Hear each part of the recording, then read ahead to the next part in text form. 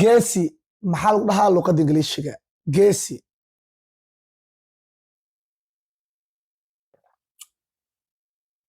yes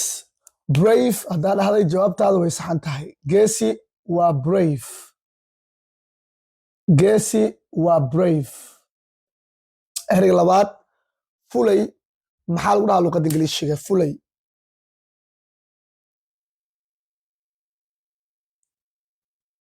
sax fulay haddaa dhahday coward jawaabtaada way saxan tahay coward haddaa dhahday jawaabtaada way saxan tahay fulay waa coward ereyga saddexaad caafimaad qof walba yaqaana ereygan caafimaad maxaa lagu dhahaa luqadda ingiliishiga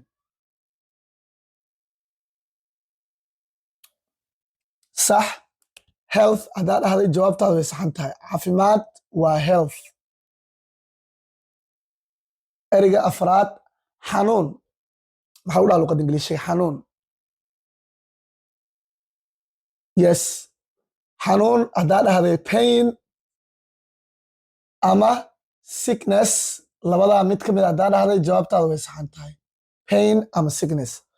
cudur maxaa lagu dhahaa luqadda ingiliishiga yes disease haddaa dhahday jawaabtaada way saxan tahay cudur waa disease ereyga lixaad xusuus maxaa lagu dhahaa luqadda ingiliishiga xusuus memory haddaa dhahday jawaabtaada way saxan tahay memory dhawaqana waa memory oodan laguma dhawaaqo lama dhaho memory lama dhaho waa memory ereyga toddobaad caqli badan maxaa lagu dhahaa luqadda ingiliishiga caqli badan haddaa dhahday smart jawaabtaada way saxan tahay ama wise smart ama wise mid ka mid haddaa dhahday jawaabtaada way saxan tahay xikmad maxaa lagu dhahaa luqadda ingiliishiga xikmad yes